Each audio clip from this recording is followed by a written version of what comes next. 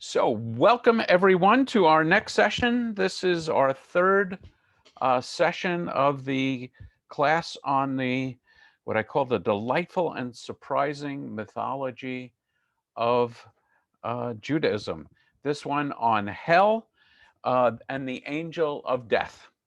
So I am delighted to have you all here.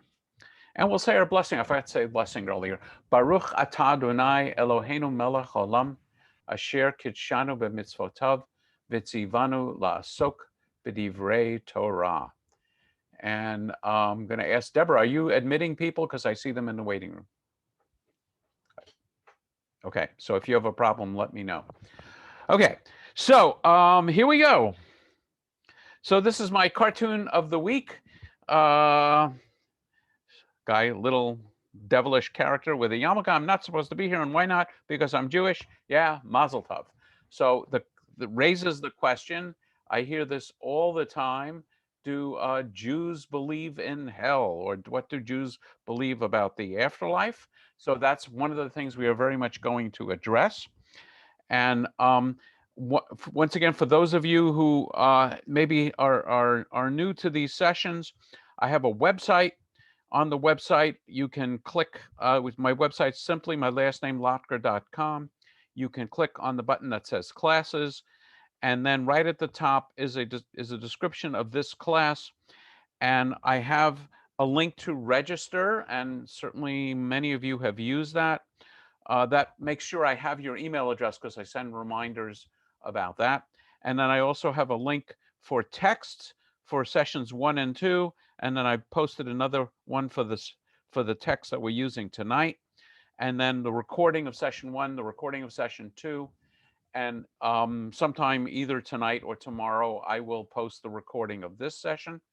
I want to emphasize, actually, at the top of this page, you will see a link for those of you who might be moved to make a donation. My work here is supported by the Jewish Federation of Ventura County, where I am the community rabbi, and so I encourage you to be generous with the federation.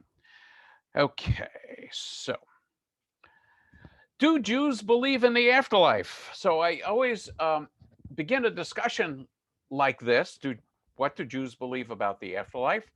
With the somewhat snide remark, what do Jews believe about the afterlife? I don't know. Go ask them. I'm actually going to show you the results of a poll on this subject. As I emphasize over and over and over again, Judaism's focus is on what you do, not so much what you believe. But Judaism has always taught that there is something beyond this life. Since no one's come back to report, we don't know what the details are.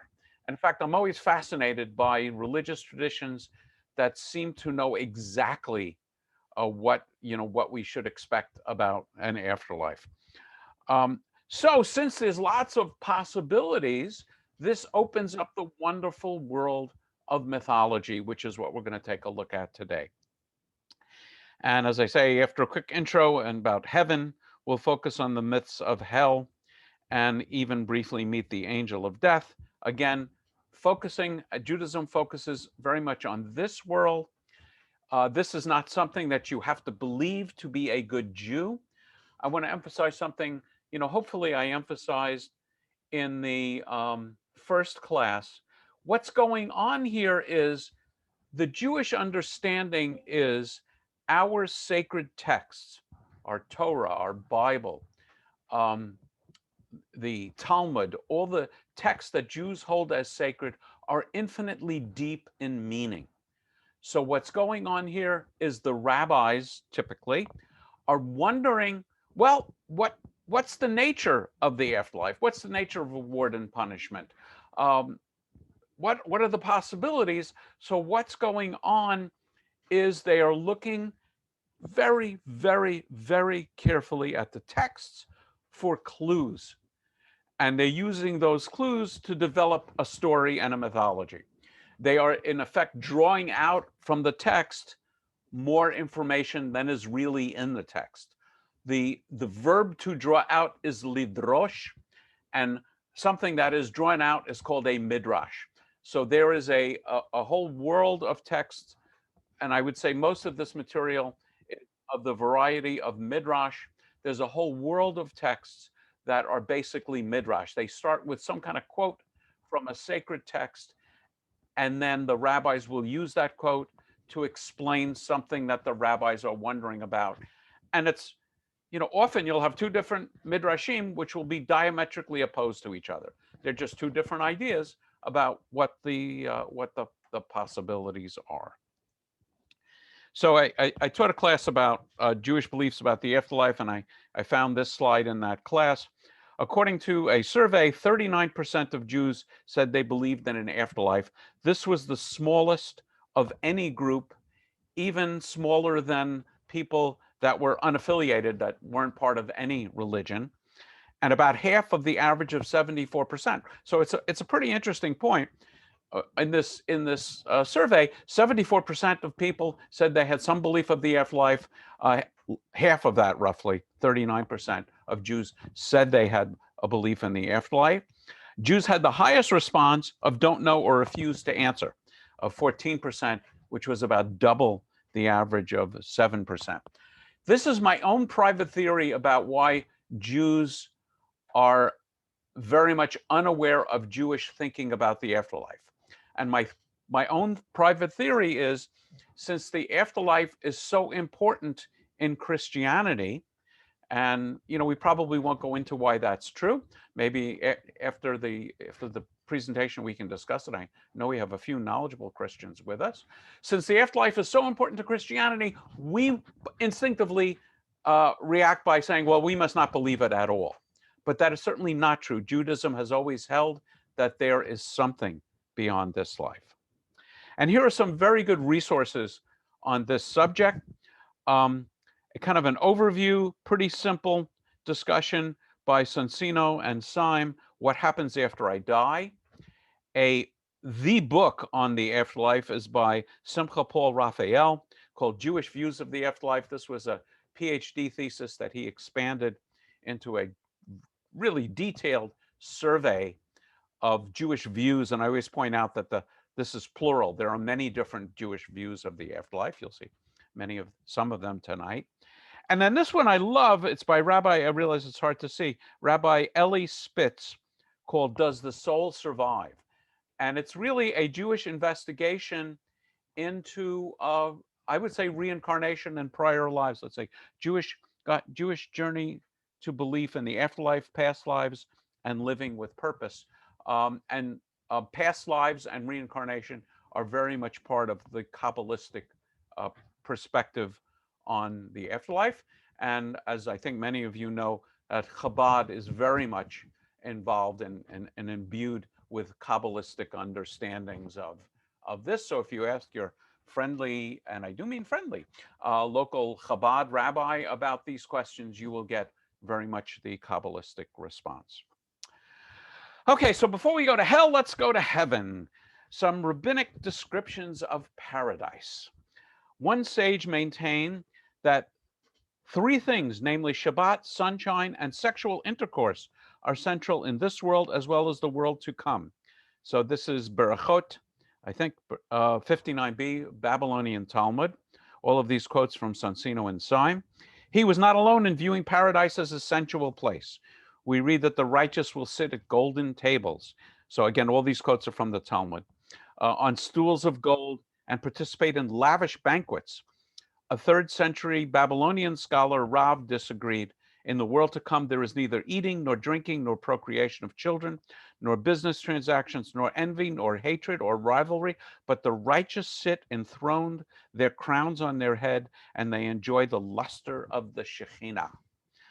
Most of the rabbis saw paradise as a place of reward, agreeing with Rabbi Tarfon, who taught, you know that the bestowal of reward on the righteous will be in the time to come. One of the reasons why I would say the rabbis rely and need a place of reward and punishment is to address the reality that it seems pretty clear that reward and punishment don't always take place in this world.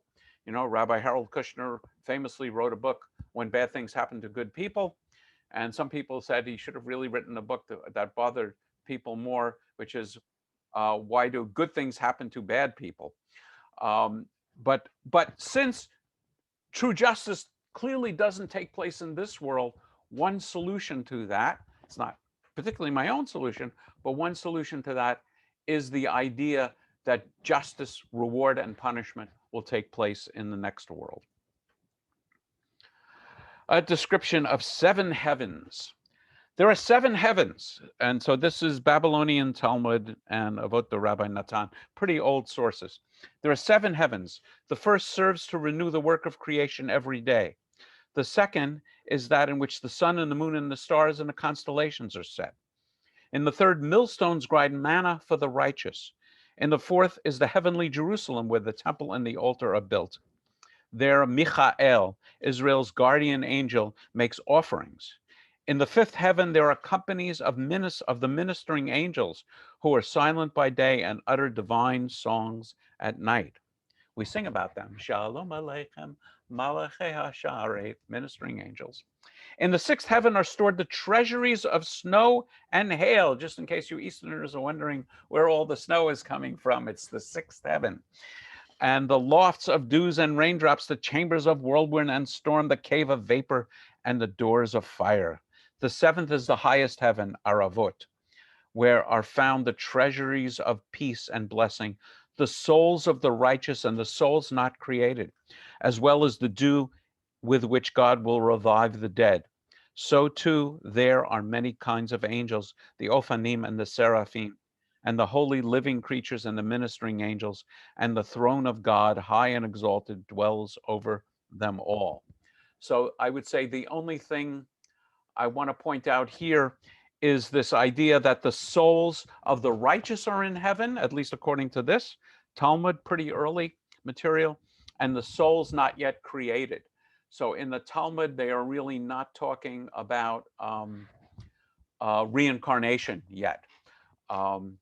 And people are asking, does this where the seventh heaven comes on? Maybe, I really don't know. Okay, I know this text is kind of small. I'm always torn about whether to split it up into 2 charts. I probably should split these up. Women in paradise. There are 6 palaces in paradise where the souls of the righteous women make their home. Each of these righteous women has a palace of her own. In each chamber, there are beautiful canopies with angels set over them, and every day they are crowned with the radiance of the Shekhinah. And remember from last time, the Shekhinah is a feminine aspect of God. And if you look down here, there's a lot of different sources for the material, but Zohar. So now we're talking about mysticism about 1,000 years ago. So these ideas of Kabbalah are well developed here. The first palace is ruled by, I would pronounce her name Batya, but it seems to be Bitya in a lot of texts, Pharaoh's daughter who raised Moses as if he were her own son. She teaches the commandments of the Torah to the many thousands of myriads of pious women who are with her, and she serves as their queen. These women still maintain their human form, and they are clothed in garments of light, and there is great joy among them. 3 times a day, Batya goes to a place where there is a curtain and bows before the image of Moses, saying, "Fortunate am I for drawing such a light out of the water." The next palace is that of Serabat Asher, who rules over thousands of myriads of righteous women. Serabat Asher Asher is an interesting character in the Bible. She appears both with the 70 people who go down to Egypt with Jacob, and she's also mentioned in the leaving. So in rabbinic tradition, she is the one person who survives all of it, who actually goes to Egypt with Jacob and actually also exits Egypt. They busy themselves with praises of the Lord and contemplate the commandments of Torah. 3 times a day, Sarah goes to a curtain and bows before the image of Joseph, saying, "Happy was the day on which I gave the good news about Joseph to my grandfather Jacob." The other palaces are presided over by Yocheved, the mother of Moses, Miriam the prophetess, the sister of Moses, and Devorah the prophetess. All day long, women are by themselves, as are the men. There is a curtain spread out in paradise that separates them. There's a mechitza in heaven. But the good news is every night they come together at midnight, for that is the hour of copulation. Then they cleave soul to soul, light to light, and the fruit of this union are the souls of those who become converts to Judaism. This, I think this is the reason I included this text. I love this idea that you have palaces of righteous women who come together with presumably righteous men. We don't hear too much about the men. And then they create, they have sexual relationships with each other. They create souls. And who are these souls? These are the souls of those who will convert to Judaism. I love this idea. I have to remember this. Hidden deep within these 6 palaces are the 4 hidden palaces of the matriarchs, Sarah, Rebecca, Leah, and Rachel. No one can imagine what joy and purity are found there, for no one has seen these palaces or is permitted to reveal anything about them. Just trying to see. Okay, so in Simcha Raphael's book, which is the Jewish Views of the Afterlife, he has a lot of different material from a lot of different sources, and he provides kind of a nice summary, which I would say is the summary of the Kabbalistic vision of what happens after you die. And so this is actually also from my class on, on Jewish Views of the Afterlife. So this is a summary over many pages. God, it looks like almost 50 pages of what happens after we die. So immediately on, so it talks about 5 different levels of the soul. And in Jewish mysticism, there are actually 5 different levels going higher and higher and higher. We begin with sort of the soul that animates our ordinary being on earth, the nephesh. So the nephesh suffers the experience of the dying process, of the grave and separation from the physical body. It takes 7 days, and this is associated with Shiva, the 7 days of most intense mourning after someone dies. The soul experiences the river of light, encounters angelic spirits and deceased relatives, and undergoes a life review. We're going to talk more about these ideas in later texts. The next level higher of the soul, Ruach, experiences the cleansing of Gehenna. Gehenna is a purgatory. It's hell. It's where you pay for your sins, a time to experience and resolve unresolved emotions. And I don't remember if Simcha or I added this idea, whether it's post-mortem psychotherapy. This takes up to a year. The deceased is helped by children's Kaddish.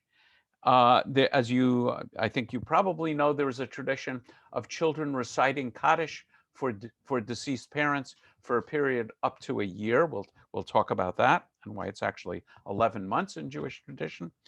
And that soul then enters lower Gan Eden, a world of emotional bliss where the personality is completed and it gets a break. I'm going to talk more about that from Gehenna on Shabbat. I love this. We have a purgatory. We have a place where you're paying for your sins, but that place is closed for Shabbos. You get a break, and we'll see some texts about that as well.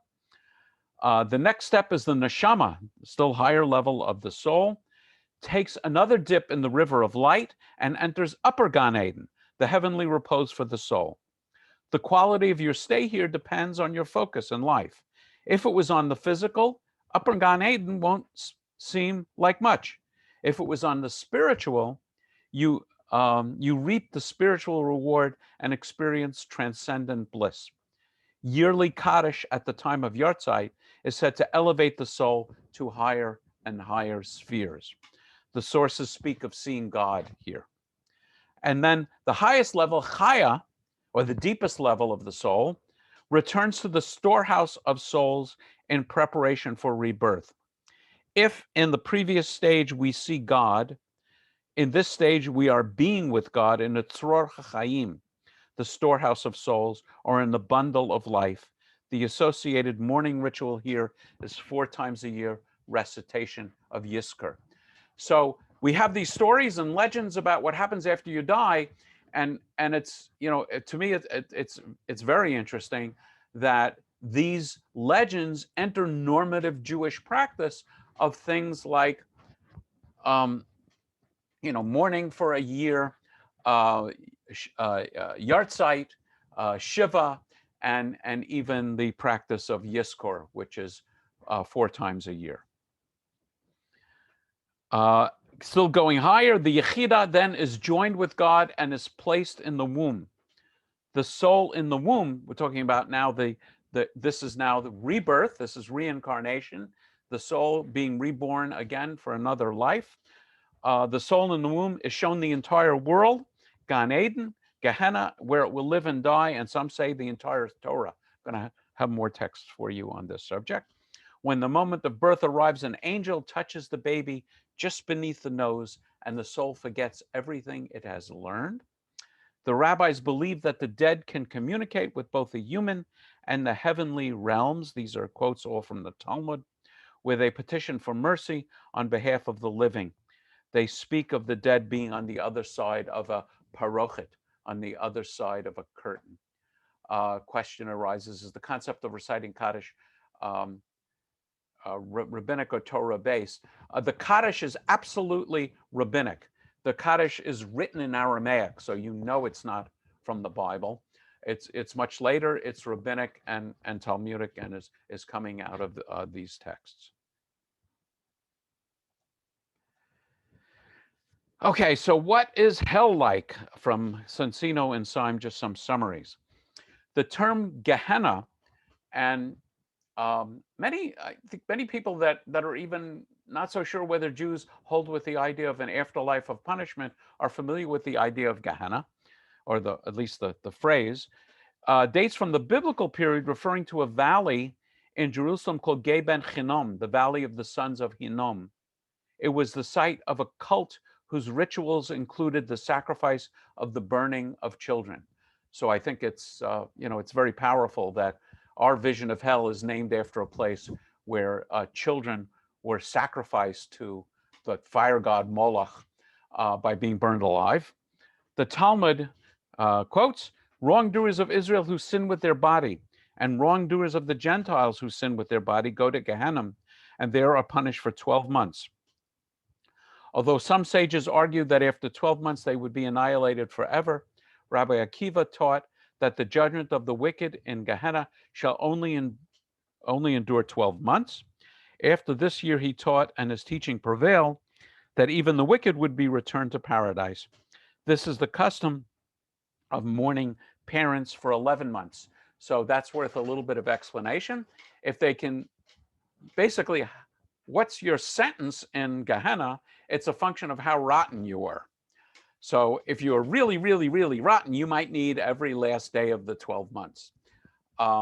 If you're not, then you need less time. So the question is, if children mourning, if their prayers of mourning, they're saying the Kaddish, helps you in Gehenna, how long should you mourn? If you're making that as an independent judgment, you then are making a judgment on mom or dad, how bad they were and how long they need to be in Gehenna. So the rabbis would never want that to be a public statement, your public statement or anyone's public statement. So they decided on a practice of mourning for 11 months with the idea that nobody wants to make a statement that they believe mom or dad really need every last day, all 12 months, but you can't be too careful. So we mourn for 11 months.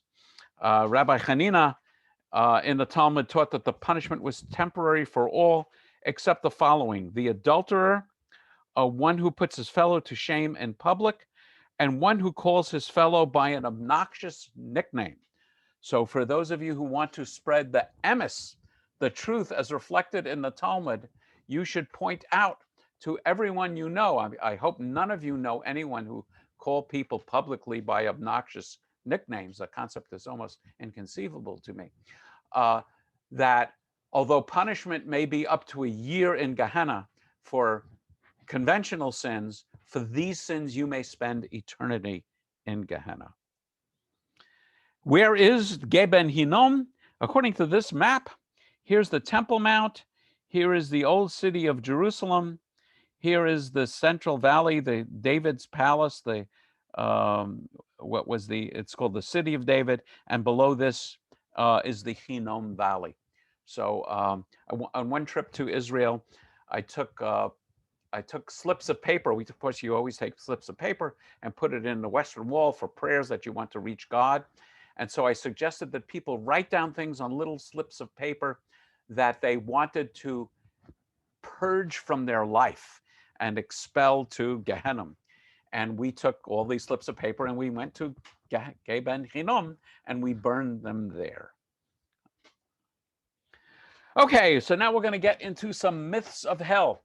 And I just want to remind you that in the texts, which you can access from my website, you can tell which text it is because the numbers are just in series. There are no two. It's not like there's 277 in part 1 and then a 277 in part 2. So you can find that. And then in the text that I've given you, you will always have, you will have not only what I will show you on the screen, which is the basic myth, but in some cases, I will also show you a little bit of the commentary. And for those of you who've taken a look at the text, you'll realize that there's actually quite a bit of commentary. So if you want to dig into this material deeper, the material is there. I also list the sources here. And if you really want to dig into the sources, buy his book. I mentioned earlier that it's available, electronically, very inexpensively. Okay, this one is kind of interesting because it's not actually in the commentary here, but this is an explanation of why there are some strange marriages. I'm told that not all marriages work out perfectly. So the question is, how can that possibly arise? The kingdom of Satan, I should mention, we do have Satan, also known as Satan, depending on how you pronounce it.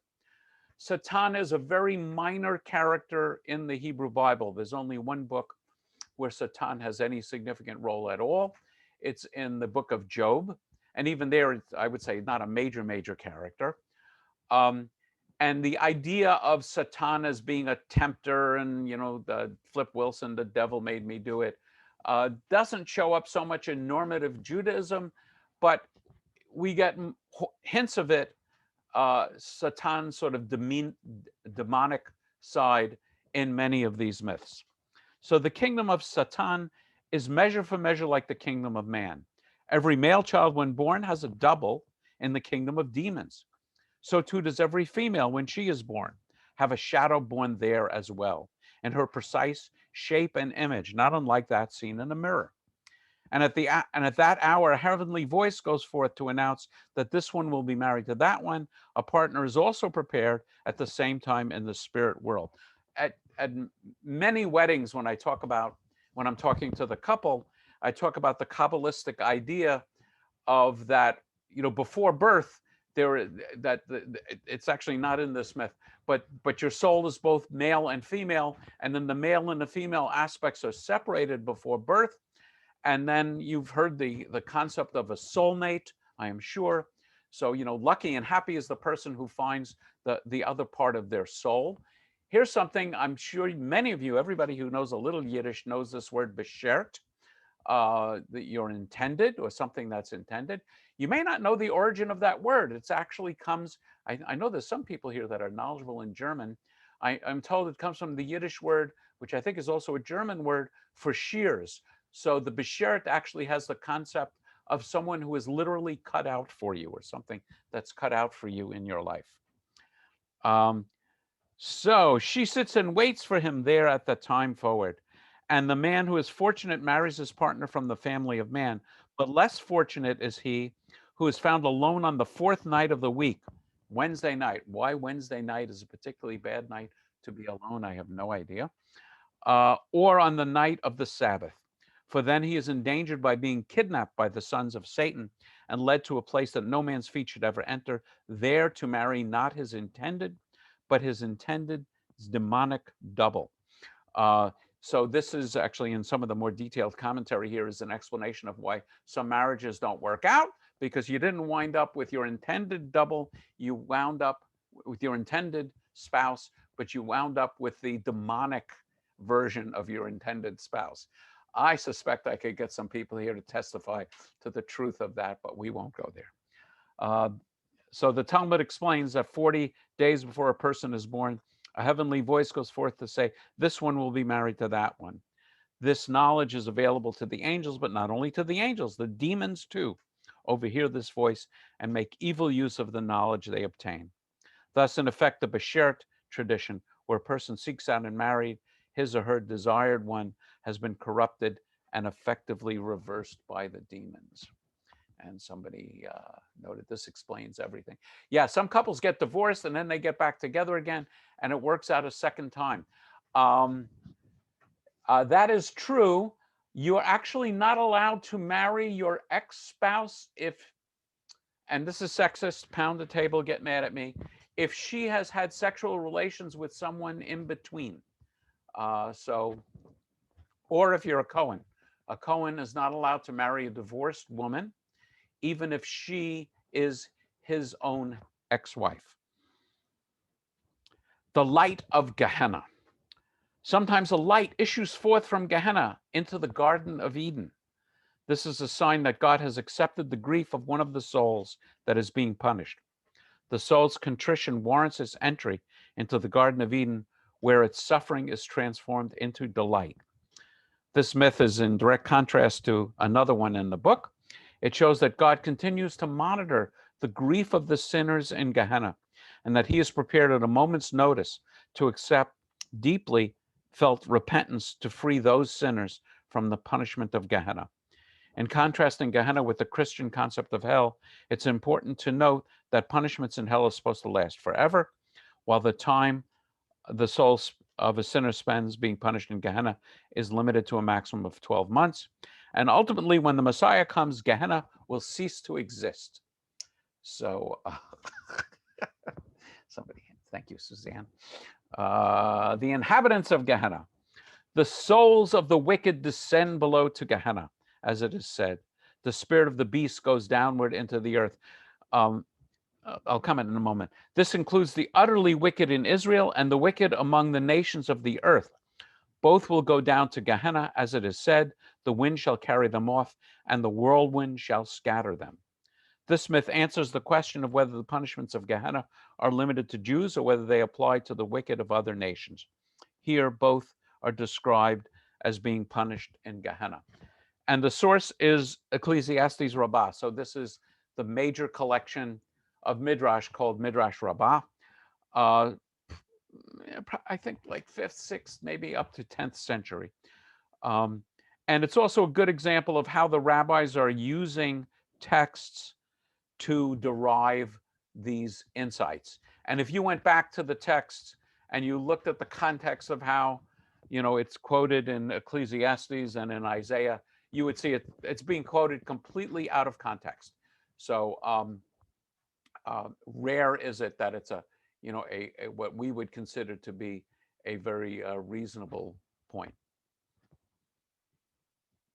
So actually, someone, I think this is Stephen, who mentioned about the divorces, added, he said his point was that since it works the second time, they aren't demonic doubles.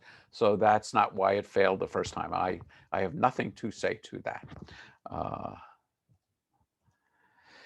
The fate of slanderers. So this gets back to the point I made earlier. What is the fate of slanderers?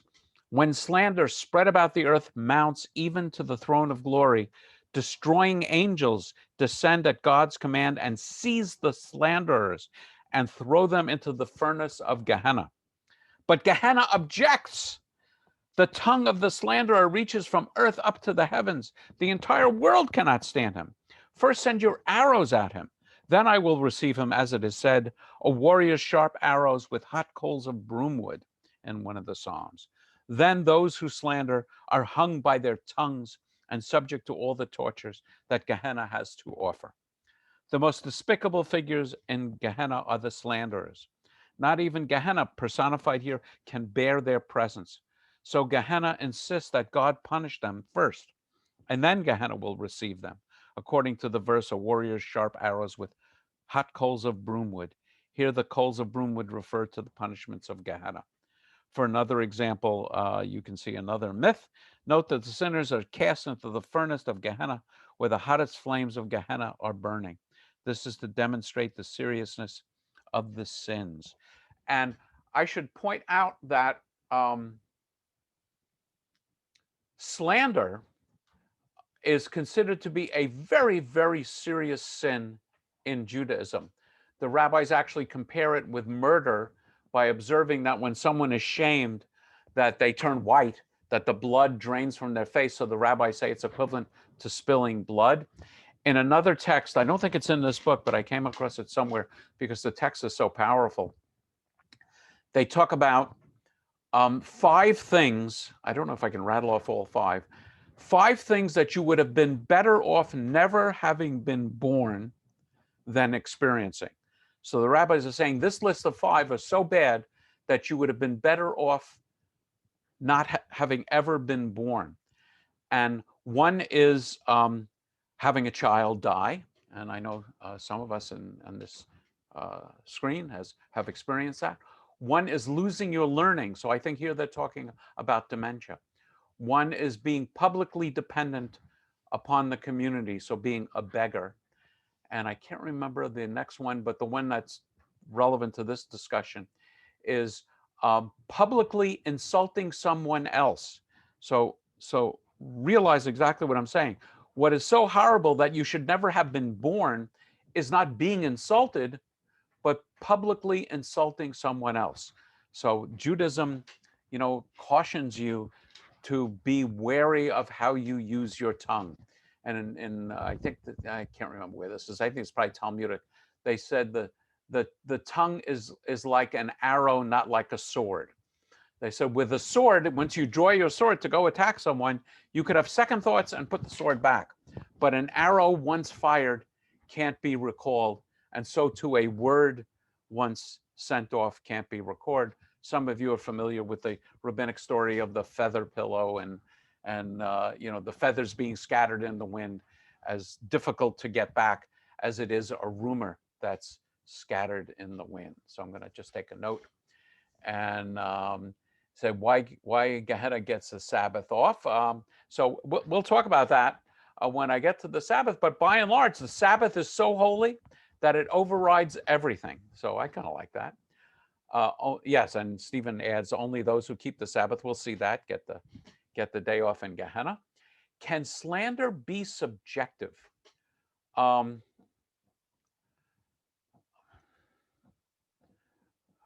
would say yes.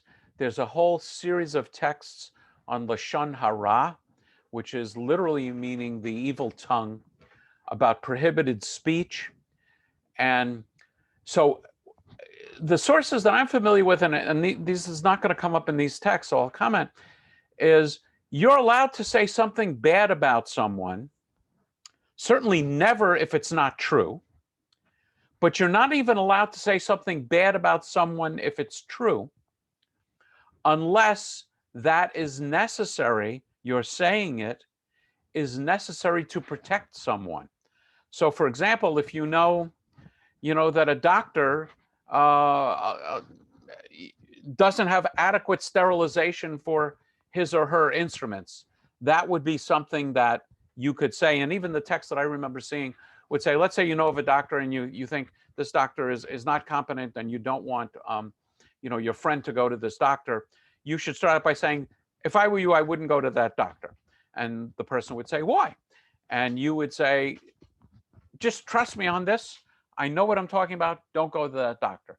And only if it's absolutely necessary would you actually repeat the true, so technically not slander, would you repeat the truth about this person. So slander and Lashon Hara are very, very serious in Judaism. Cheryl asks about how are Sheol and Gehenna related. So Sheol is mentioned in the Bible, and it's simply described as a dreary place which is down. There's several texts, Jacob talks about this, about people going down to Sheol when you die. And some people are raised up from Sheol, like Saul raises Samuel's ghost from Sheol, but there's no theology there, at least certainly not in the Bible. Um, the word Sheol, others have pointed out, is related to the word Sheolah, which means question. So there's lots of questions about Sheol. I haven't come across in this reading a specific connection between Sheol and Gehenna. Let's just move on.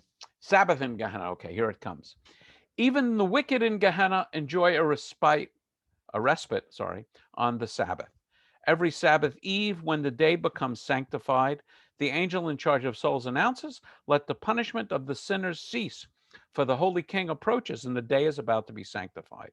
He protects all." Instantly, all punishment ceases, and the guilty have a respite. The sinners who observe the Sabbath are led to two mountains of snow, where they remain until the end of the Sabbath. When the angel in charge of the spirits shout, "All evildoers back to Gehenna." The Sabbath is over, and they are thrust back to their former place in hell. Some of them, however, take some snow with them to cool them off during the 6 days of the week, but God says to them, "Woe to you who would steal even in hell." But the fires of Gehenna do not come to a halt for those who never observed the Sabbath. Since they didn't observe the Sabbath before, they have no respite. So it's a, now I'm trying to keep up with all the questions. Um, so why should you get off on the Sabbath? Um, it's mercy, and it's part of the judgment that you get one day off a week. Just looking at some of the other comments. I was taught in religious school about high school age that the Reformed Jews did not believe in an afterlife. Have you heard of this? It was at an ultra-Reformed temple. So what I would say is,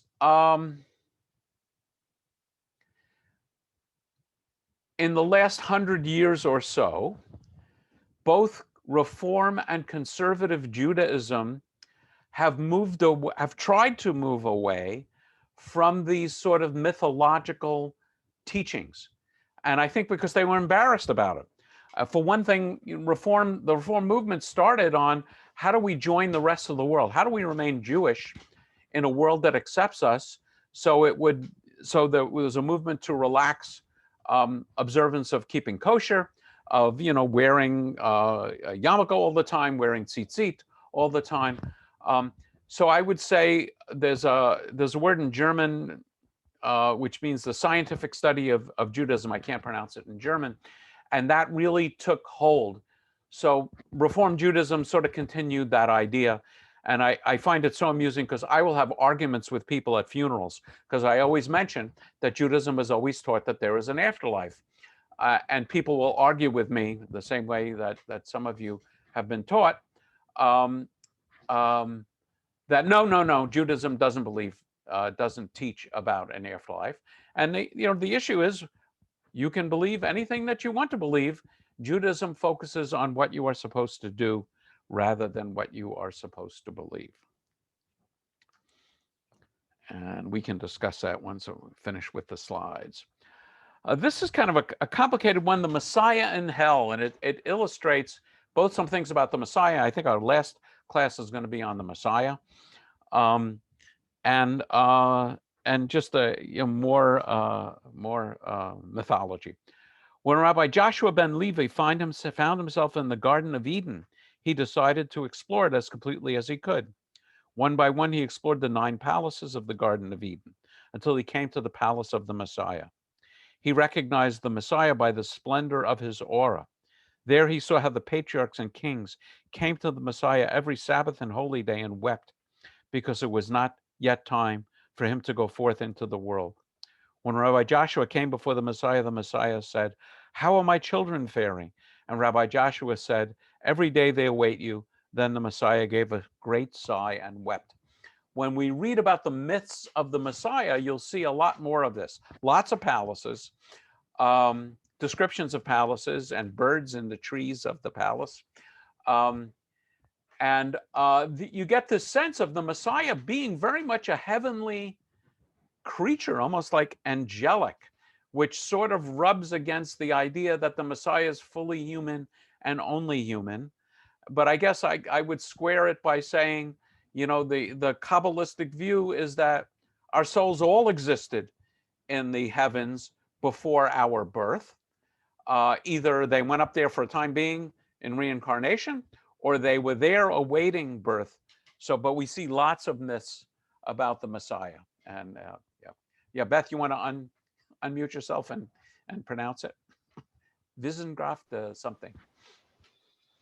It's Wissenschaft des Judentums. Thank you. Which means studies about Judaism. Yes. So that became a high art in the, I would say, in the last few hundred years, and particularly in the Reform and the conservative world, there was embarrassment about these Kabbalistic studies. Okay, back to the afterworld with the Messiah. After that, the Messiah showed Rabbi Joshua all the earthly garden and heavenly one as well, and revealed the greatest mysteries to him. But when Rabbi Joshua was asked to be shown hell, at first the Messiah refused, for the righteous are not permitted to behold hell. But when Rabbi Joshua told him that it was intention to measure hell from beginning to end, the Messiah agreed to take him there. So it was that Rabbi Joshua followed the Messiah until they reached the fiery gates of hell. When the angels guarding the gates saw that the Messiah was with him, they admitted him at once. Everywhere they went, Rabbi Joshua saw the punishments of hell, where avenging angels smite the wicked with flaming rods and throw them into fiery pits, and after that hang them by their tongues or by the organs with which they committed adultery. And although Rabbi Joshua tried to measure the compartments of hell, he found that they were boundless, as was the suffering of the wicked. But whenever the wicked in hell saw the light of the Messiah, they rejoiced and cried out, "There is the one who will bring us out of here." I guess maybe referring to the earlier teaching that when the Messiah comes, that there will no longer be Gehenna. And I also like, I think it's important to point out that um, the continuation of this idea that the punishment fits the crime. So, if you were vain about your hair, you're hanged by your hair. If you're vain about your tongue, you're hanged by your tongue. And adulterers, use your imagination. Let's see. The degree of elaboration based on zero evidence. Okay, so this is an important point that Jay Yarm makes. The degree of elaboration based on zero evidence is astonishing. I would say the degree of elaboration is astonishing, and they do have vivid imaginations, as Suzanne mentions, but I am pretty confident that if we went into these texts, there would be hints and clues that the rabbis are using, pretty obscure, to determine these things. And maybe they let their imaginations run away with them as well. But the idea of Midrash is everything is supposed to be at least somehow based in a textual source. Purified souls. Let's see how we're doing on time. We're good. When the process of purification has been completed, the chief angels take a soul out of Gehenna and lead it to the gate of paradise. There they say to the angels standing guard, "This soul was broken after its ordeal in the infernal fire, and now it has come to you pure and white." Then God causes the sun to penetrate the firmament and shed its rays on the soul and heal it. The purpose of Gehenna is to purify the souls of sinners so that they can be permitted to enter paradise. This myth demonstrates how a soul is taken out of Gehenna. Note that the purification process is clearly described as a painful one, where the soul is purified in the fires of Gehenna. This one is interesting. How the dead see the dead.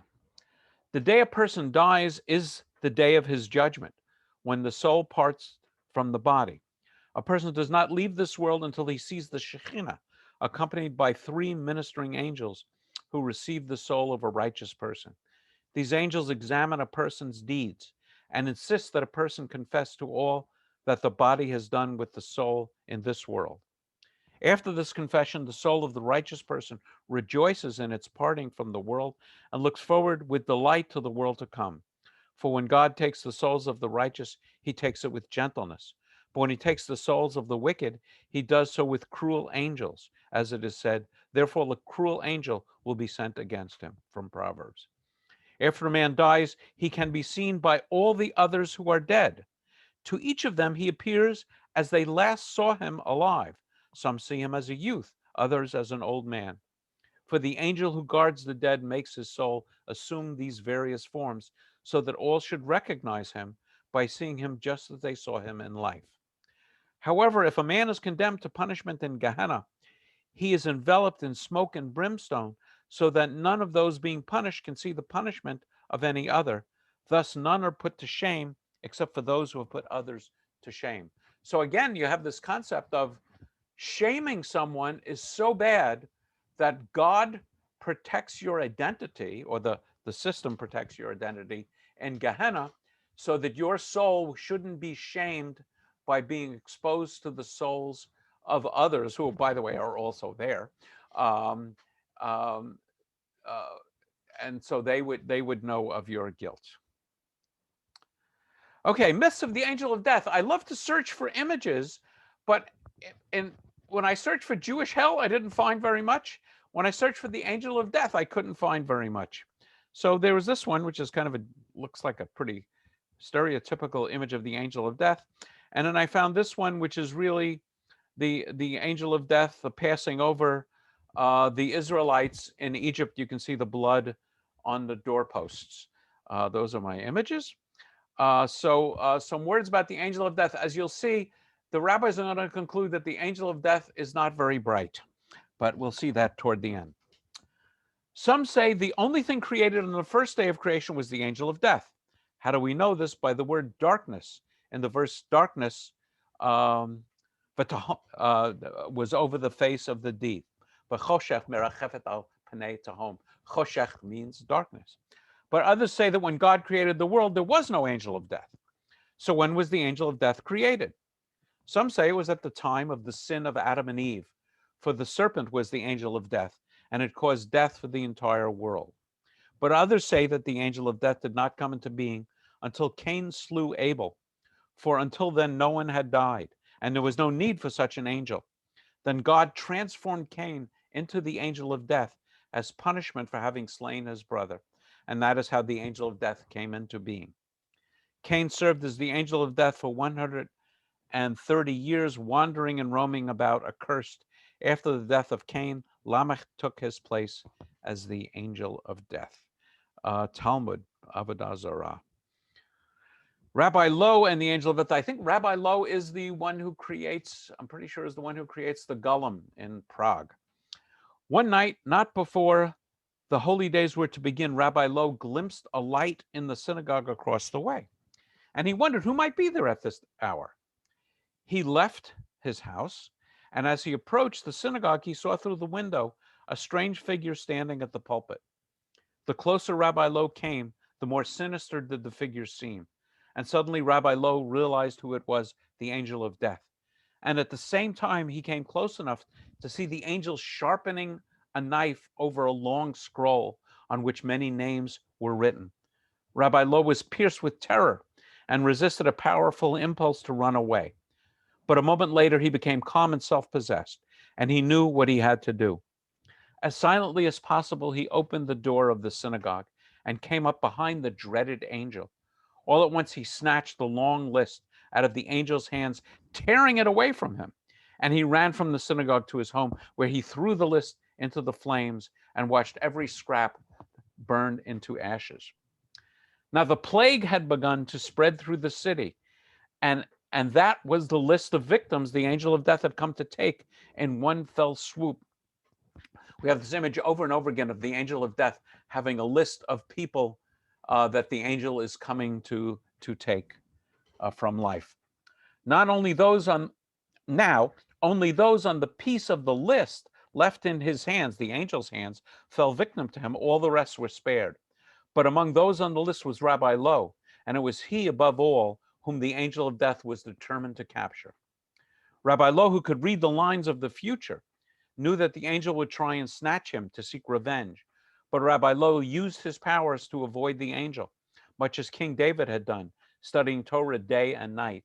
For the angel of death is forbidden to take a person when he is engaged in the study of Torah. Yet even so, the angel found a ruse by which to capture him. He hid in a rose of great beauty that grew in the garden of Rabbi Lowe's grandson. One day, the boy picked the rose as a gift for his grandfather. And as he held it in his hands to present to Rabbi Lowe, the rabbi perceived the presence of the dark angel hidden in the rose. Then he did not hesitate, but accepted the gift from his grandson, for he knew that if he did not, the boy's life would be in danger. But no sooner did Rabbi Lowe take it in his hand that the angel of death struck him like a serpent and snatched his soul. A major study of the angel of death was undertaken. Oh, this is a good story. Was undertaken by Chaim Schwartzbaum in the last years of his life. Professor Dov Noy tells the story that he once asked Schwartzbaum why it was taking him so long to finish the book on the angel of death.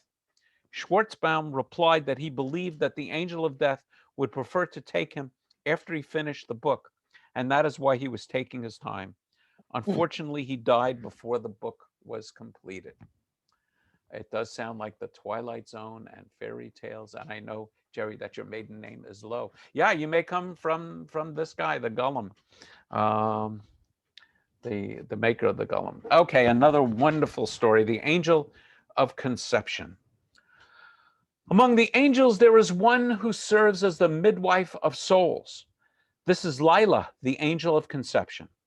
When the time has come for a man and a woman to conceive a child, God directs Lila to seek out a certain soul hidden in the Garden of Eden and command it to enter a drop of semen. At first, the soul refuses, for it still remembers the pain of being born, and it prefers to remain pure. But Lila compels the soul to obey, and that is when God decrees what the fate of that sperm shall be, whether male or female, strong or weak, rich or poor, and so on. Then the angel turns around and places the soul in the womb of the mother. When the infant grows in the womb, Lila places a lighted candle at the head of the unborn infant, so he can see from one end of the world to the other, as it is said, his lamp shone above my head, and by his light I walked through darkness. Book of Job. For 9 months, Lila watches over the unborn infant, teaching him the entire Torah, as well as the history of his soul. During this time, the evil inclination has no power over him. And before he is born, he is given an oath to keep his soul pure, lest God take it back from him. Then Lila leads the child into the Garden of Eden and shows him the righteous ones with crowns on their heads. So too does Lila lead the child to the netherworld and show him the punishments of Gehenna. But when the time has come to be born, the angel extinguishes the lamp and brings forth the child into the world. The instant the child emerges, Lila lightly strikes the newborn above the lip, causing it to cry out. And at that instant, the infant forgets all it has learned. This is the origin of the mark on the upper lip, which everyone bears. Indeed, Lila is a guardian angel who watches over that child all his days. And when the time has come to take leave of the world, it is Lila who comes to him and says, "Do you not recognize me? The time of your departure has come. I have come to take you from this world."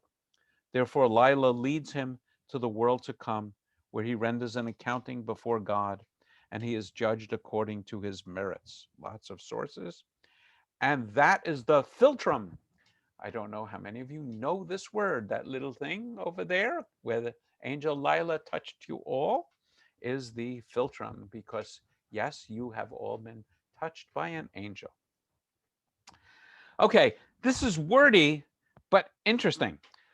This actually is not from this book. It's actually from CCAR Responsa. So what is responsa? Here's what is responsa.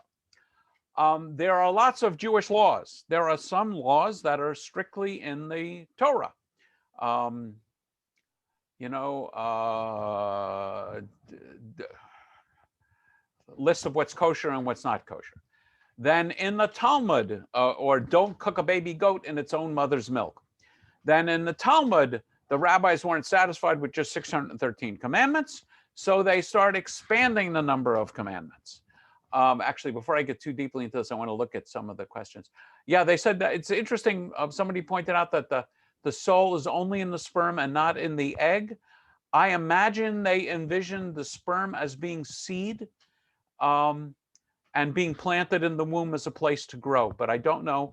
And I thought about that when I was reading this, and they also seem to recognize that the question of whether the child will be male or female is in the sperm. But I think they saw the sperm as seed rather than what we understand as both um, egg and seed having egg and sperm having genetic material. Okay, and yes, there's cleft palate. True. So anyway, responsa. So there's laws in the Torah, there's laws in the Talmud, and now questions arise, and those questions are put to rabbis. Um, the one I always talk about, and I think I've mentioned here before, is when electricity is invented. What's up with electricity? And the rabbis say, well, it's hot and it glows, it's fire. All the laws we've already made about fire, we're going to apply to electricity. So even in the reform world, we have a responsa committee. And so here's a responsum on naming children, and it addresses the custom in the Ashkenazi way of not naming a child after a living relative. So I'm going to read a little bit because it's one of the things I'll point out is even in reform responsa, where you think they might not be all that meticulous about Jewish law, they're very meticulous in quoting sources here.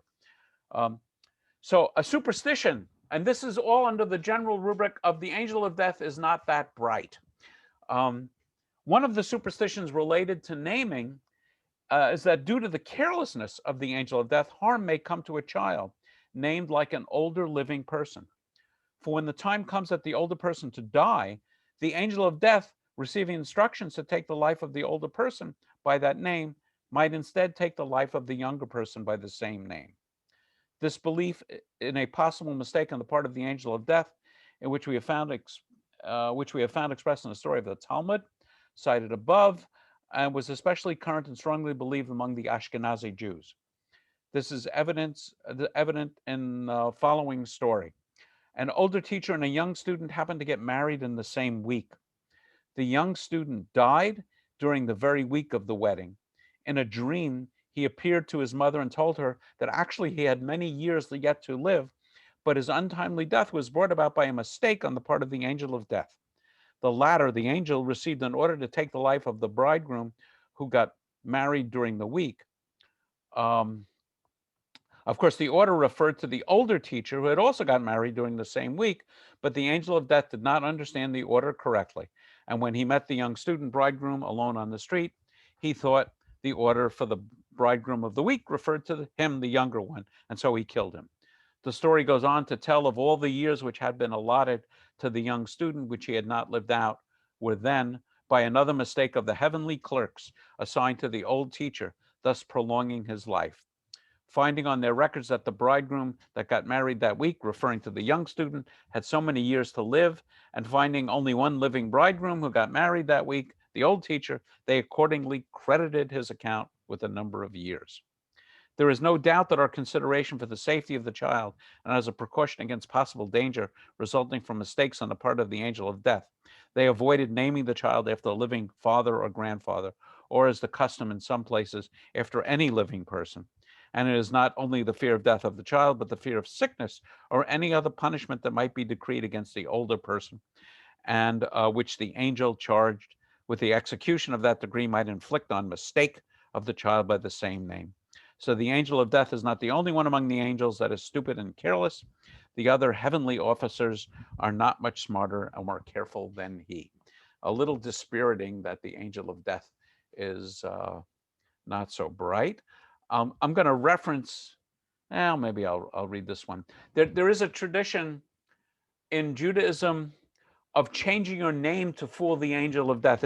This responsum doesn't specifically refer to it, but some of you may have heard this. Somebody gets very ill, and they change their name, and often they change their name to Chaim or Chaya, which, of course, Chaim means life. We say to life l'chaim.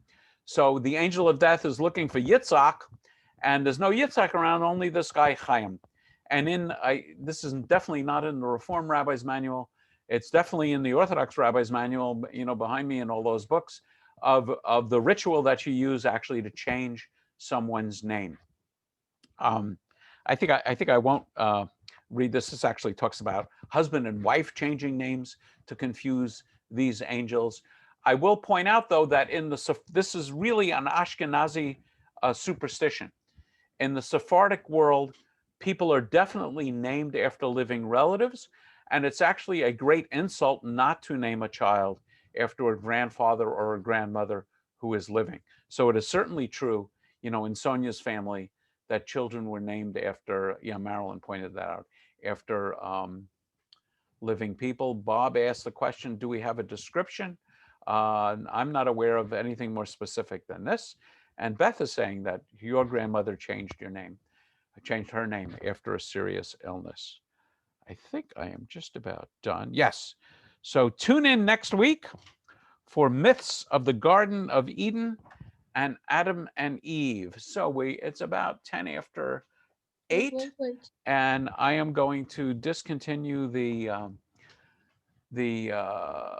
screen share and just open up for questions or comments that people want to add. Let me just say, Robin said, I brought my infant to the hospital so my father could see her. He became very agitated and insisted that she be removed from the room in case an angel made a mistake and took your child. Yeah, so the angel of death is an idiot, not to be trusted. I think that says a lot about the psychology of the authors of these texts, rather than sort of an all-knowing God supervising who is taken and who is not taken.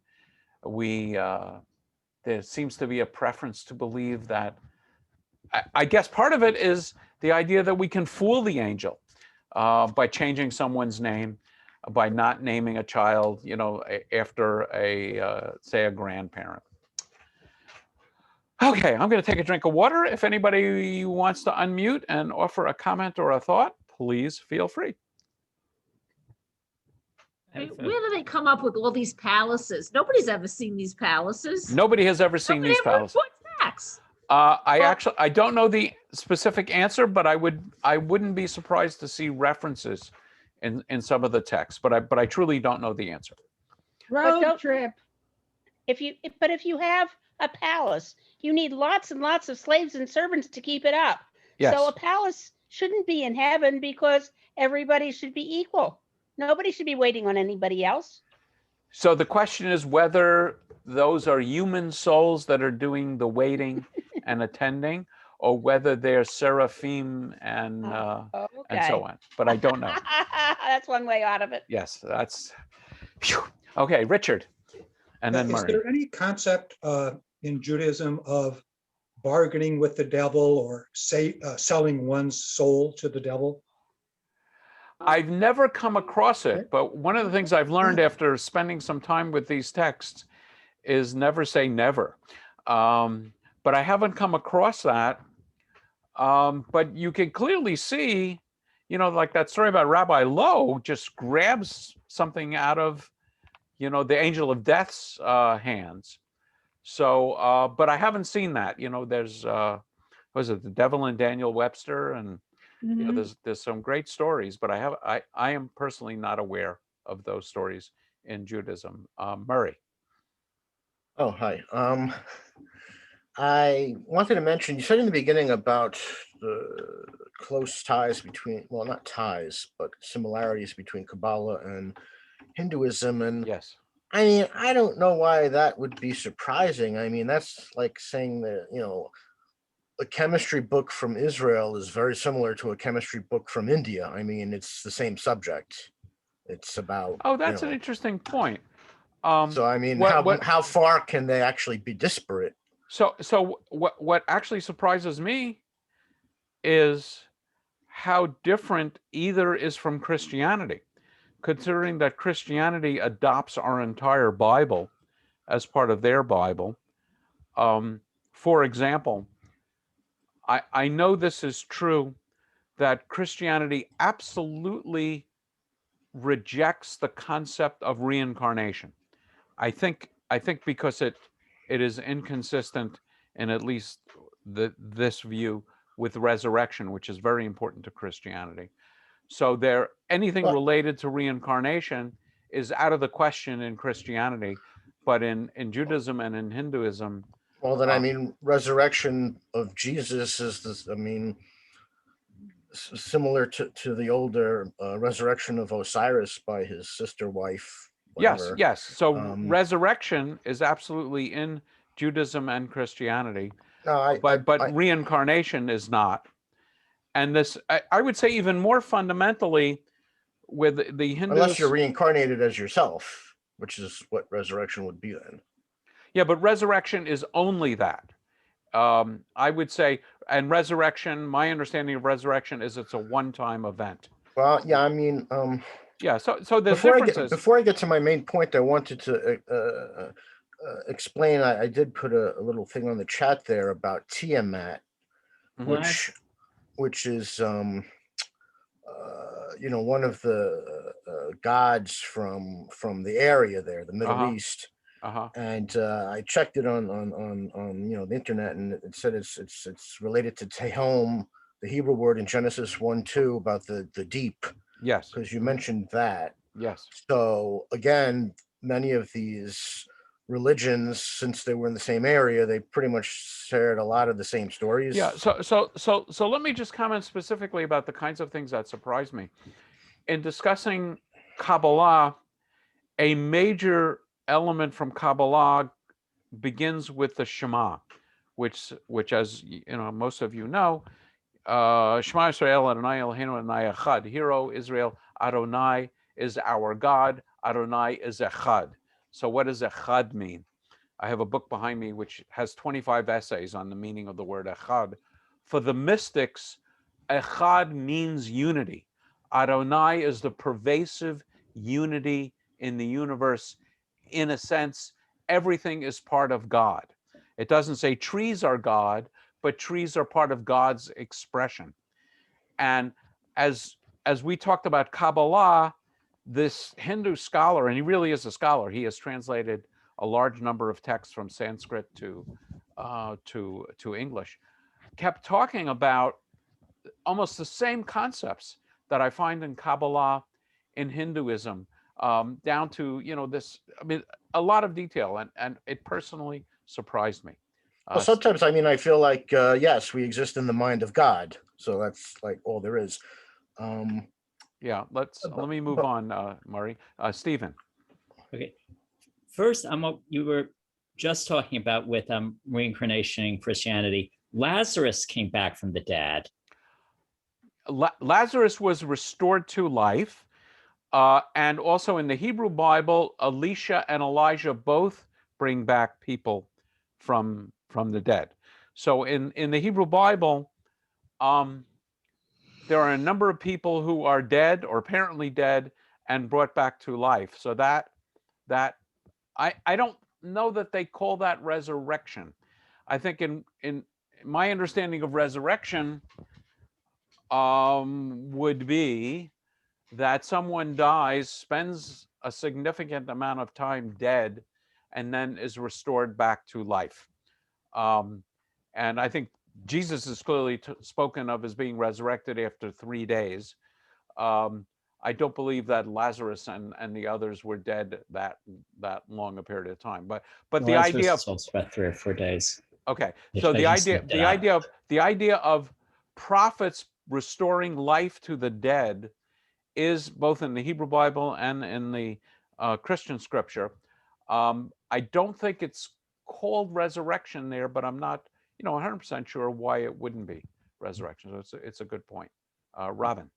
When we talk about the souls being given in the womb, that is why we recognize that some children are born with an old soul. That is why we recognize that a child who's 5 can be a Yasha Heifetz, a piano scholar, an incredible scholar, a brilliant scientist, because they got the soul of somebody who already did that in another lifetime.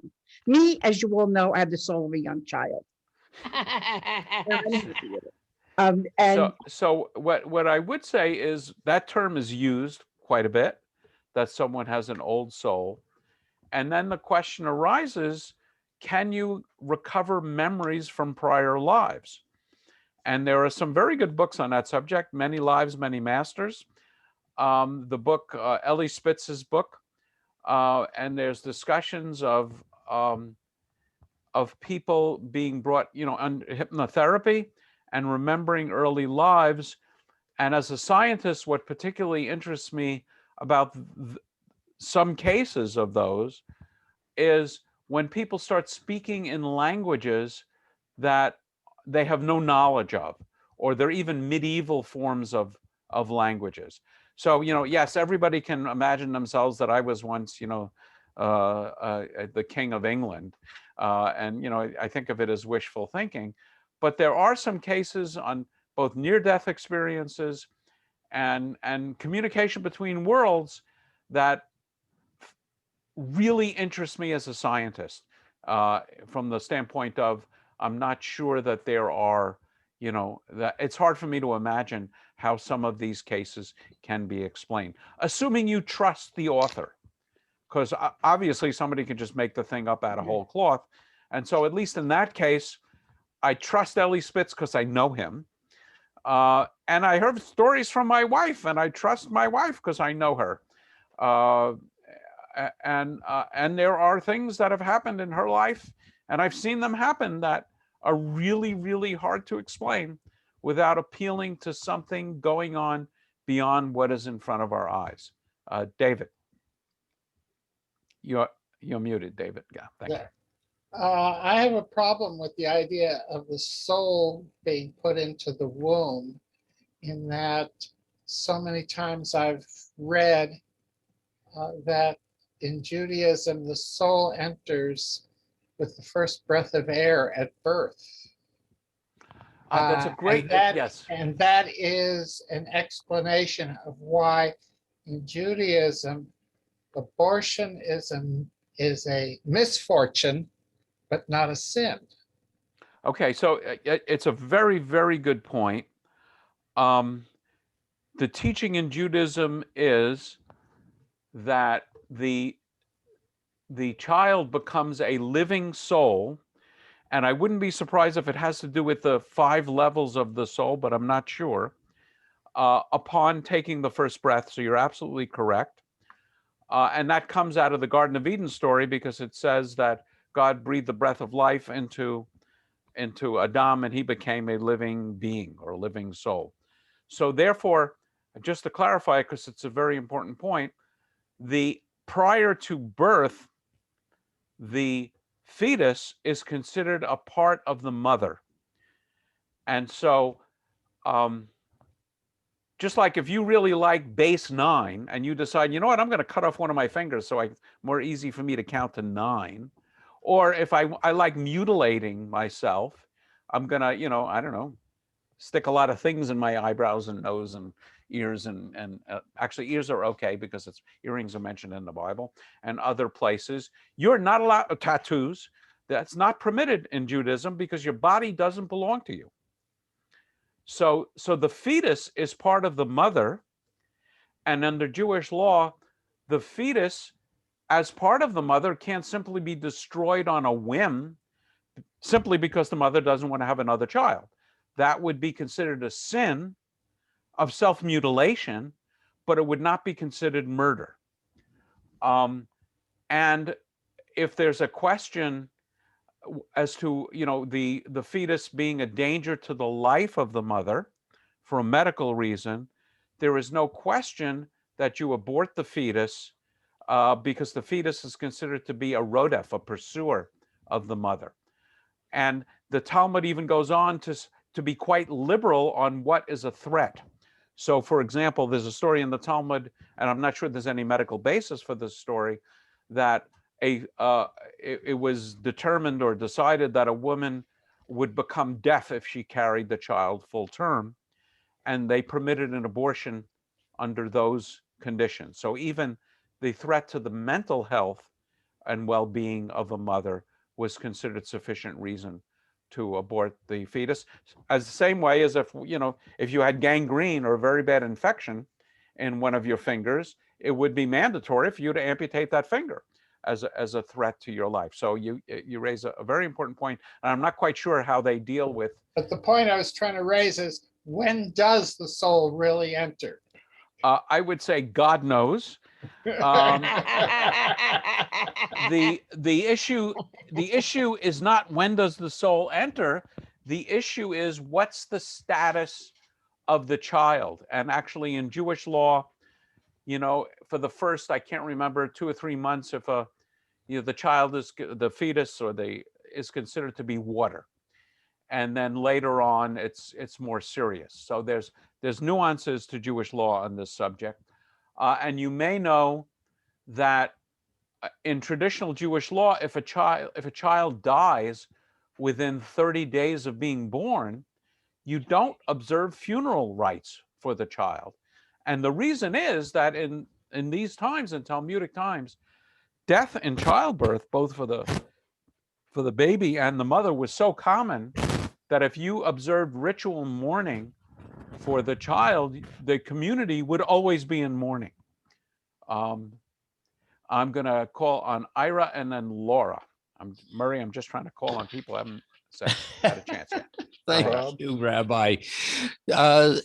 This was what I was thinking when you're saying in Gehenna for 12 months.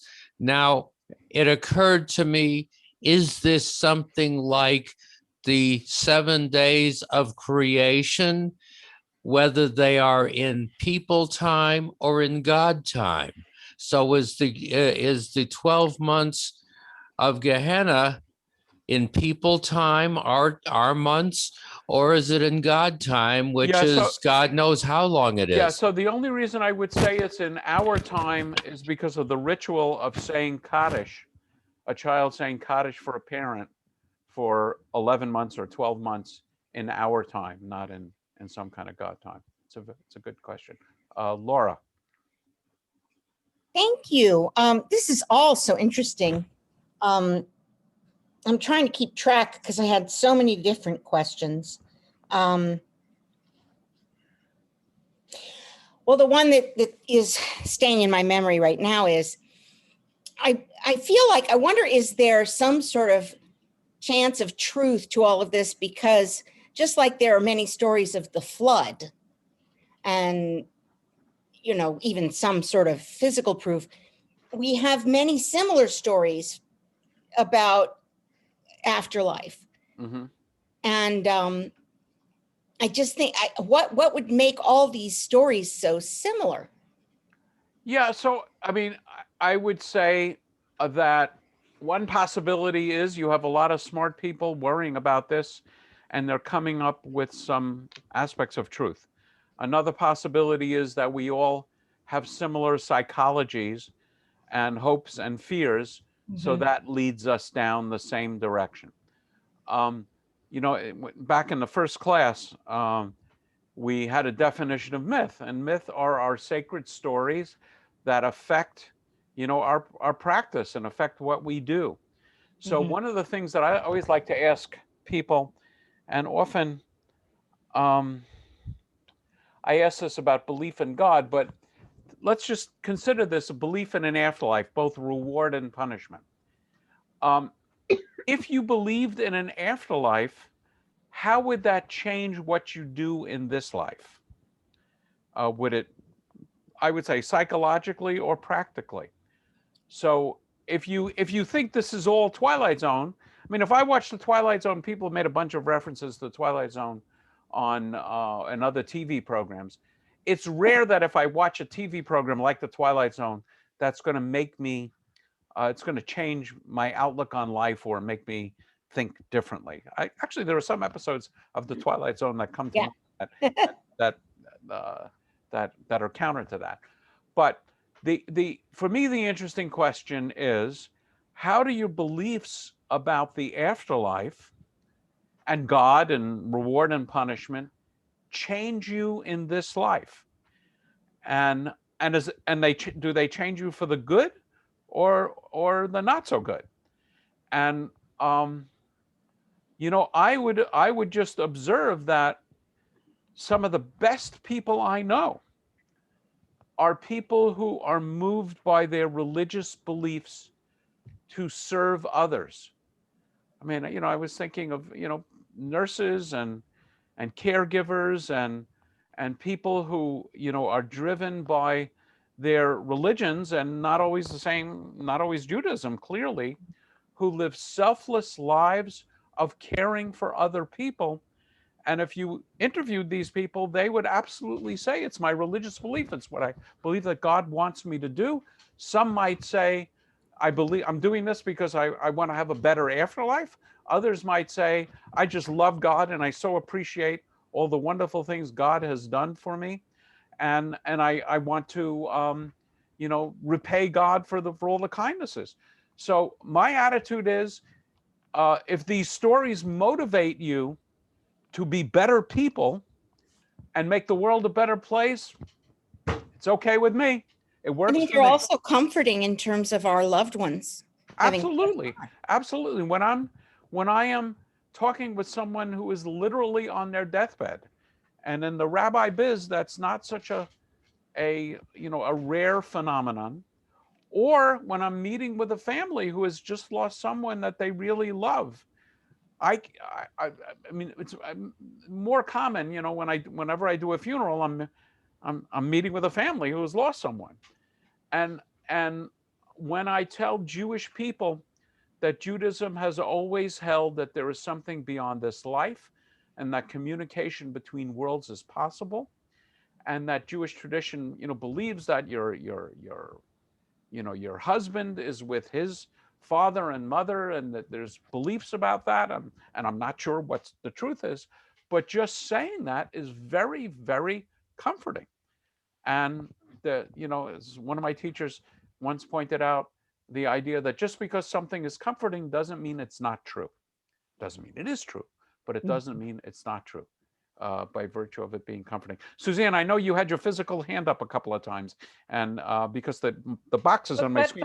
But I do want to say something that I just Yes. started to put in the chat, because everything else is gone from my brain. Mhm. My husband died in 2000, and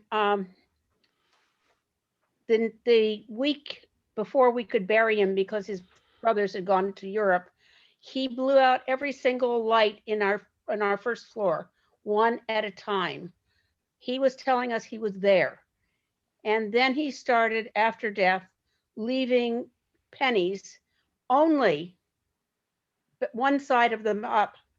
And so I would know that those were from him. And one day I had gone for an enlargement mammogram. I was scared shitless. I come out of the mammogram after having been totally embarrassed and by the radiologist. And next to my car door was an ashtray full of coins. My husband and his best friend wanted me to know I was going to be fine. So I believe this stuff. And I can't tell you how many stories I have heard similar to yours of people, congregants of mine, people I study with, and Sonia, and people she's lost in communication with dead aunts, there's something going on there. And they guide my hand when I write. Yeah, and there's no downside to that. For me, it's a very important point. These beliefs, you might say, oh, it's silly superstition. People could always criticize religion as a crutch. And I praise religion as a crutch. If you've got a bad leg, a crutch is a wonderful thing to have. The problem is getting through life. I don't know if any of you are aware of this, but it's not always so easy.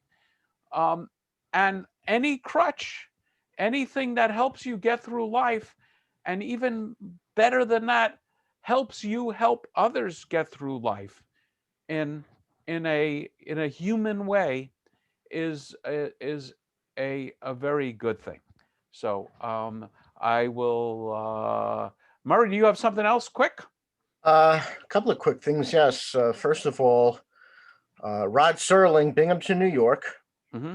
Okay.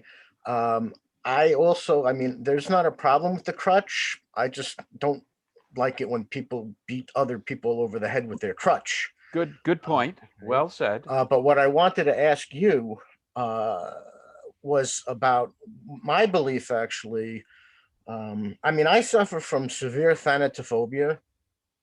And I don't know what that is. It's the fear Fear of of death. Ah, And when you start talking about angel of death and these kinds of things, and maybe in my mind it might trivialize such a really horrific thing for me. I subscribe to Mort HaMort, the dead death. So in my mind, basically you die and it's game over. There's no continues. hmm And I mean, I think that's perfectly rational, and a lot of people believe that. Yes, I agree with you. In fact, one of the things that always strikes me, and I was having this deathbed discussion with an engineer who was dying, and it struck me that there's two possibilities. One is the one you just mentioned, that when you're dead, you're gone and there's nothing. Like the Uh, Pac-Man noise when he Exactly, dies. exactly. And so while you might regret not existing, you won't regret it for long. Namely, you'll be gone. The other possibility is some of this stuff might be true, which makes the afterlife really interesting. So either game over, pull the plug, and gee whiz, but there's no, there's no horror in it. It's just gone. And the other possibility is we're headed for some interesting times. And bring your own snow. And I don't know if you're Shouldn't you going call to it get. after this life? Because if you Forget still it. live, And I don't know if if you you get live after Shabbat you off. die, then you're still, that's your life. So Well, yeah, afterlife kind of is an oxymoron or something. it's a different form of existence. The rabbis never called it the afterlife; they called it the world to come, olam haba. Okay, Jerry, and then Stephen, and then we will call it a night. 3 weeks after my husband died, I was in the bedroom alone and I heard a familiar noise from afar and didn't realize what it was. So I kept walking to it and walking to it. And it was the fan that my husband would turn on when he would bicycle. And when he couldn't bicycle outdoors anymore, he used this indoor bike, but he always turned the fan on. It has to be turned on by hand. It wasn't on. And I called my kids crying. I said, Daddy's here. They thought I was nuts. I said, I'm telling you the truth. I did not turn it on. It went on by itself. And I couldn't explain it, and they couldn't explain it. And didn't you ask me, I think by email or something, you were waiting for a sign? I'm not sure if this was, no, I don't know if it's yours. No, it's not yours. Somebody Well, else. I think we always want a sign. Yeah. And I guess that was it. So one of the things I will say generally about mystical beliefs and behaviors, I have a wonderful book, and when I was asking about a book club and book discussion, there's a book by Rabbi Larry Kushner, who was a Kabbalist and a great teacher, not to be confused with Harold Kushner. And he wrote a book called Kabbalah, A Love Story. And it's his only fictional book. And he teaches Kabbalah through a love story. And the one pervasive image, actually many pervasive images, but a very powerful pervasive image throughout the book are signs. I mean, neon signs and everything. I think his point, and I think the Kabbalists would say, and Sarah, I don't know if Sarah Warner is still on, I can't scan all the, is there a Jewish ritual for communication with the deceased or explanation for events that are believed to be communication? I would say treat them as signs. I would not say, go off and do something crazy, but look for signs and be open to communication. My late wife, my wife lost her son, and she is the mystic in the family. I'm talking about Sonia. Many of you know her, and she had this sense of communication with him, and I saw clear examples. We were on our way to the cemetery to make arrangements. And she takes out her phone because it beeped or something. And there was his picture on his contact page with the question, delete contact, question mark? You know, as if she had not only called it up, but pressed delete. And now it's kind of like confirming the delete. That was one. After a while, she got frustrated with all of these ins and outs, and she performed the following experiment. Every living thing adores Sonia, present company included, and her cats adore her and sleep on top of her, next to her, and so on, close to her. She has this one cat which stays very close to her. The cat never has touched her face, but lies on her. So Sonia is talking to her son and saying, if you're really there, I want this cat to touch my face now. And the cat starts licking its paws and in doing so touches her face. Stephen, last word. The two things I didn't understand about what you're saying with the naming. One is if a lot of the time, two different children of different parents, obviously, will get named for the same person. Like two siblings will both name their kids for the grandfather they have in common. So why does that not lead to the angel of death confusing them the same way as it would? Oh, yeah. If you're going to analyze this analytically, yes. I mean, how many different names are there in the world? How many? Michael is for many years the most common name given to anybody. So this stuff, I mean, my take on this is I just like to teach it because so many Ashkenazi Jews are certain that it's a horrible, awful thing to name a child after a living relative. In fact, there's a Yiddish curse which says, may you be named after, may someone be named after you and soon. And so the reason I teach this stuff is just to explain that practice, because myths, even though they're a little wacky, have an influence on our behavior. And if you don't believe that, depending on your family, try naming a child after someone who's living and see how well that's received in the Ashkenazi world. Yeah, but I mean, if I had to guess, I would say the idea is just to get more control over when you live and when you die. And I'm sorry? And if one parent is Ashkenazi and the other parent is Sephardic, then what do you do? You have a great time because my wife is Sephardic and we have a wonderful time together. And the foods range from the tastiest baklava to wholesome and sumptuous gefilte fish. No, I meant, do you name your children for someone living or someone dead? My children that I had with my late wife were all named after people who are dead.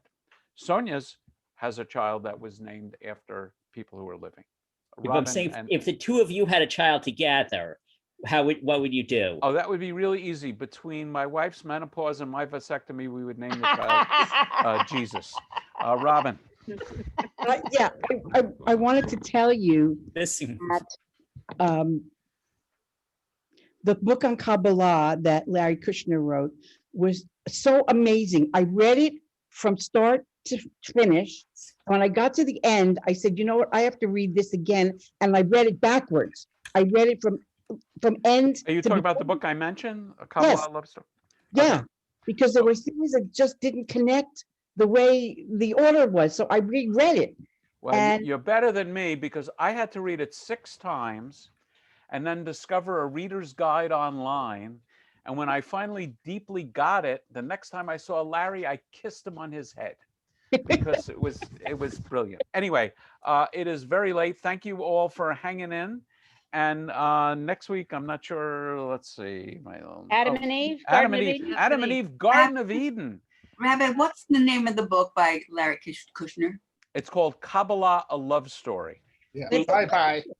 Bye-bye. Yeah, next week you're going to find out some things that you never knew it's not really related to any of this mythology, but it's something I just can't resist talking about. It's things you never, ever knew, ever suspected, and will be horrified to learn exist. So if that doesn't get you here, nothing will. Suzanne Refuah Shlema, I hope you're out. I'm going home Thursday. Baruch Hashem. Oh, that's great. And, Yes, and I great. walked, my watch tells me I walked a half a mile today. okay. But when I was downstairs, when I walked to the elevator with my thing, it wasn't recording my steps. So we missed a whole bunch of steps. So I may have made it almost a mile today. Okay, great. Maybe the Yeah. first of many miles. And Yes. we'll see you next time. And the video of this will be on. Thank if you, not- Rabbi, so much for I love this. your- Stephen, I Yeah, sent you an just email. I everybody. hope Great meeting, you're Michael. the same Stephen that I Yeah. know and so well. Yes, I am. Okay. Okay, that's great. Okay. Michael, great. would you like me to? Maybe send we'll you see some of you my again odd- soon, sometime in Hold on person. a second. Sorry. Would you like me to send you some of my